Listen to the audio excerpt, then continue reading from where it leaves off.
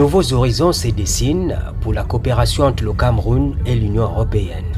Comme cela a été déjà le cas avec l'accord de Cotonou arrivé à son terme, le dialogue politique met en présence des deux groupes d'intérêts qui s'engagent à se pencher sur des questions dont les enjeux sont mutuels mais pas nécessairement communs.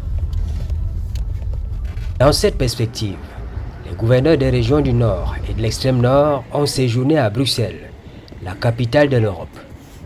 Dans leur agenda et sous la conduite de l'ambassadeur du Cameroun à Bruxelles, il y avait des séances de travail avec les responsables du service européen pour l'action extérieure. C'est les réunions habituelles. Bon, c'était toujours intéressant que les hommes de terrain viennent expliquer ce que nous on explique souvent d'une façon théorique. Là, on a vu les exposés, on a eu les interventions qui étaient focalisées sur ce qui se passe réellement sur le terrain. Et l'extrême nord, la coopération avec l'Union européenne, je crois que c'est 25% de la coopération.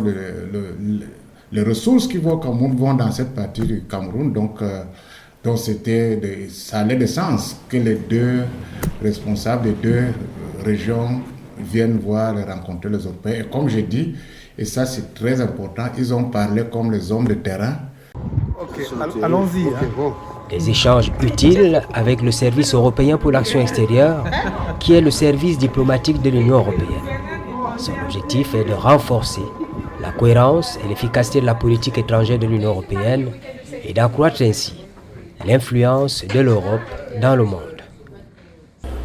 Il était question, en tant que président du Forum des gouverneurs, l'exercice en cours, bien évidemment, après le Tchad, après le Nigeria où j'ai fait 2 États, le Borno et le Yobe, j'ai été tout récemment au Niger, à Difa.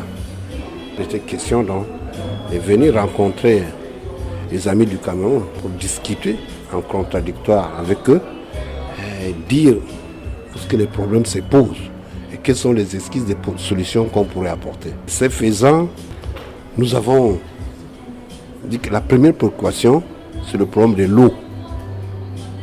Tout est parti de la raréfaction des eaux du bassin du lac Tchad, qui jadis, en 1963, avait 25 000 km².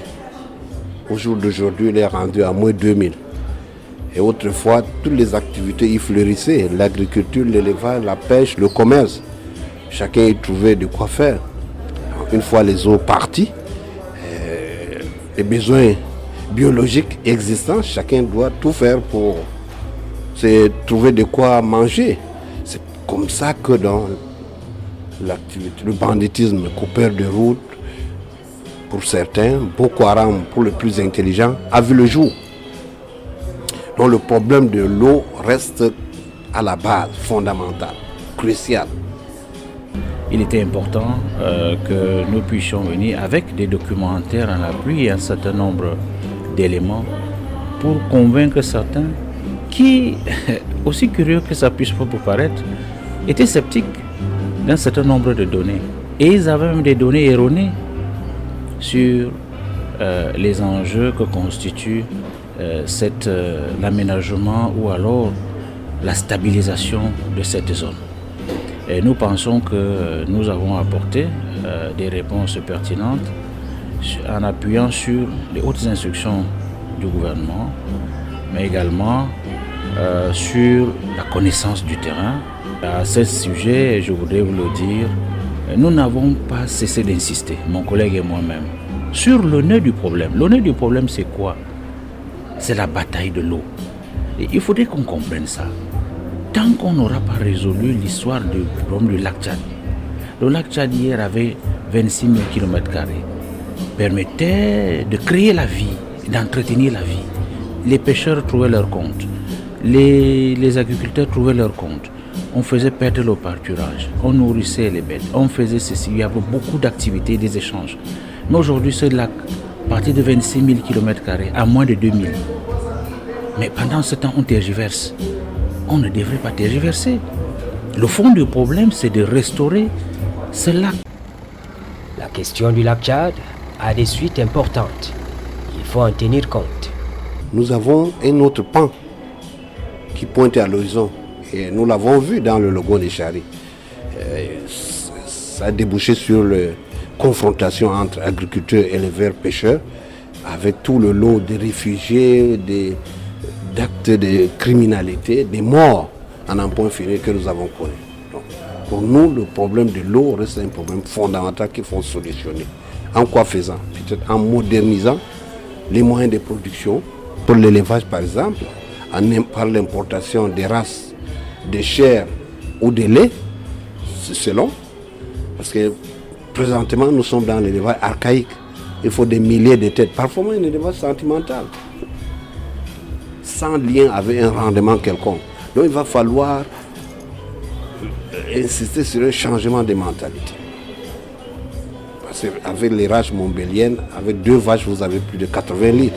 C'est que tout un cheptel, toute une région ne peut pas vous donner en une matinée.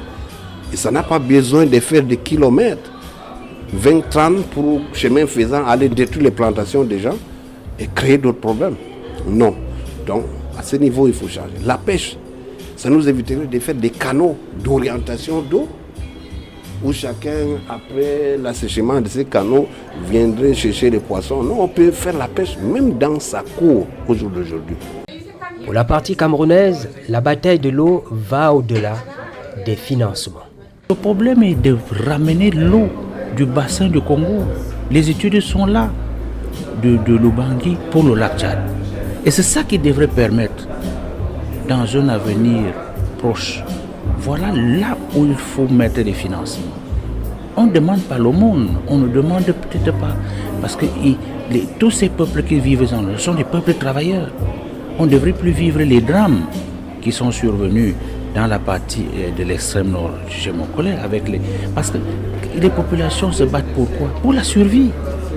Or, s'il y avait tous ces différents éléments, ceux qui font l'élevage trouveraient leur compte, ceux qui font l'agriculture, aucun problème, les pêcheurs allaient le faire, ainsi la vie serait régulée et on ne devrait plus avoir des aventuriers comme ceux qui viennent avec Boko Haram avec un langage qui n'a rien à voir avec la réalité, viennent pourtant mettre seulement le chaos et trouver là un terreau pour d'autres activités criminelles qui n'ont rien à voir avec le développement. Et nous pensons que l'initiative qui est déjà prise par notre gouvernement mérite tout simplement un accompagnement. Et c'est cet accompagnement que nous sollicitons de la part de ses partenaires. On ne doit pas tourner autour du pot. Voilà le problème. Le Nord a toujours servi de soubassement pour accueillir ceux qui fuient ou alors ceux qui sont en détresse. Mais si on rétablit les conditions de vie et les conditions de management de tout ce qui se passe autour du lac Tchad, croyez-moi, ce serait une zone économiquement viable. Entre la délégation du Cameroun et les Européens, il a été évoqué le problème de l'assistance humanitaire et du respect des droits humains. Moi, à l'extrême nord, je reçois chaque jour les ambassadeurs, les ONG et tout le monde. Le Cameroun est une vitrine. Il n'y a qu'à voir comment est-ce que nous traitons, sur ordre instruction du chef de l'État, les réfugiés au camp de Minao. Il y en a qui ont décidé de ne plus partir parce qu'ils trouvaient leur compte. Ils ont pris des épouses. Il y a des écoles à cycle complet, primaire. Il y a des collèges. Certains partent de là pour des universités, au Cameroun ou à l'étranger. Il y a des centres d'apprentissage des métiers. Il y a des centres de santé. Des lopins de terrain leur ont été concédés par les locaux qui les ont acceptés. Et autre chose qu'ils ont appris, ça c'est du label du Cameroun, le fighting spirit. C'est-à-dire le fait de ne pas se décourager face aux obstacles, face aux événements, aux péripéties de la vie. Et même pour les réfugiés qui partent, le chef de l'État a mis suffisamment de moyens pour leur accompagnement. C'est autant de choses qui n'existent nulle part. Et ça rentre en droite ligne dans le respect des droits de l'homme. Le volet humanitaire, c'est vrai, nous observons sur le terrain quelques dérapages. Parce que derrière l'humanitaire, croyez-nous, il y a aussi, c'est comme un serpent de mer. Il y a certains qui se complaisent à gonfler les chiffres. Peut-être qu'ils ont un intérêt là-dedans. Mais partons d'un principe simple. Le Cameroun est un pays hospitalier. Ils sont combien les pays dans ce monde qui accueille autant de réfugiés que le Cameroun. Soyons sérieux.